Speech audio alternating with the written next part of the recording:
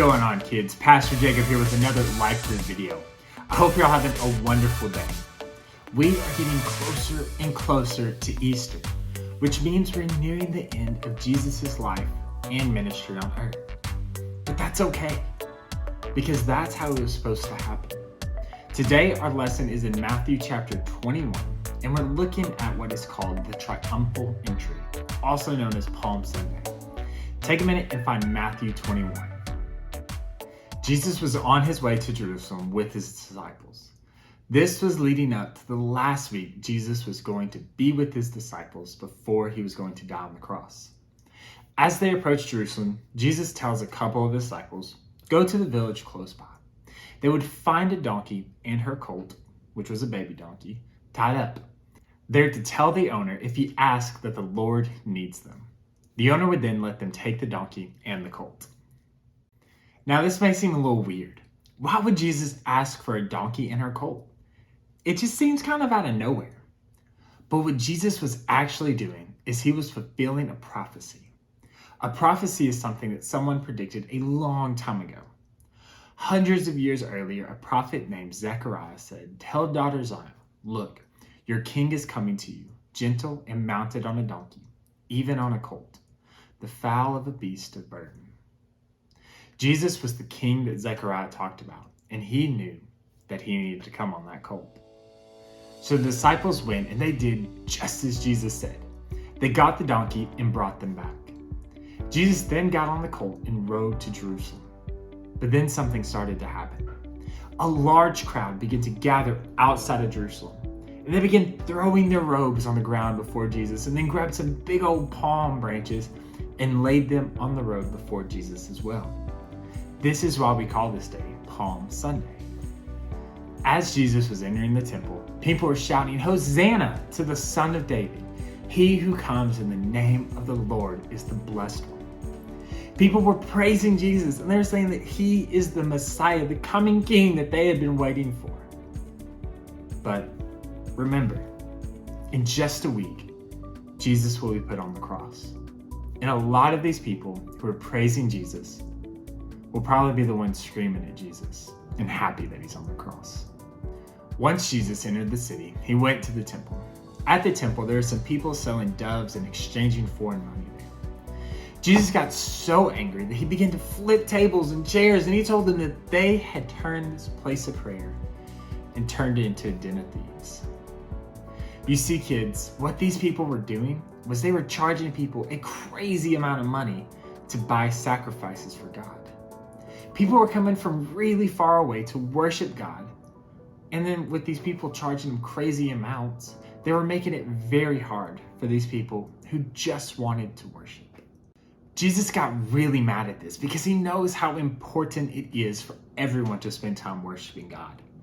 And these people who were just using other people's desire to worship to make money, it's just not right. Our worship time is special, and we should be careful to not distract or make it difficult for others to worship. It's kind of like we're in church or in our life groups together, and we don't want to be that friend that's sitting next to our other friends talking or playing on while other people are trying to listen. That's distracting, and it can stop other people from being able to worship Jesus. While Jesus was at the temple, those who needed healing would come, and Jesus healed them. Children around would shout, Hosanna! But this would upset the Pharisees and the other religious leaders. Now, Jesus knew that he was going to have a busy week. He knew everything that was about to happen in the coming days. The saddest day in history is coming. But the saddest day would quickly be followed by the happiest. And I can't wait to keep exploring this story with you and explore the Easter story with you all next week. For now, though, let's jump into our memory verse.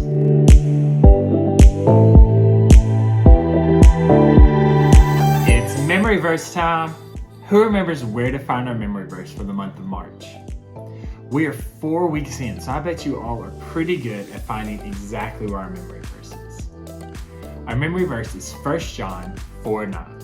1 John is in the New Testament.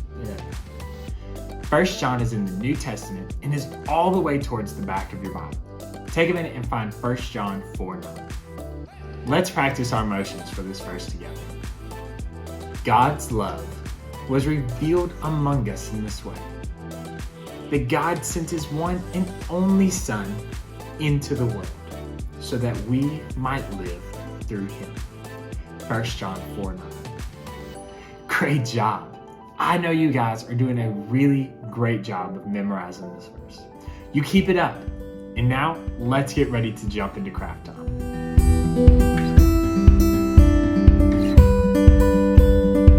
It's craft time. Today, we're going to be making our own palm leaves out of our hands. So, what you'll need is you'll need a craft stick, some glue, and some green pieces of paper. It can be light green, dark green, it doesn't matter. Take a minute and gather your supplies. First thing you're gonna do is you're gonna take your green pieces of paper and you're gonna trace your hand. And you're gonna wanna make about probably 8 of these hands. So you're gonna need a lot of pieces of paper.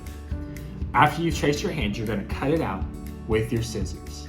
Then you'll take your craft stick and glue each one of the hands on the craft stick going all the way around. And this is gonna make it look like a palm leaf. Then you guys, if you want to, can just keep on making as many palm leaves as you want. And then as you're making them, remember that this was what people used to welcome Jesus, praising him as the Messiah. But they quickly turned on him. And I think these palm leaves can remind us that sometimes we commit to Jesus and we say, Jesus, I'm gonna give you my all. But then we quickly forget and turn and go do our own thing. And so we need to remember, when we say Jesus is Lord, that means he is Lord of our lives forever.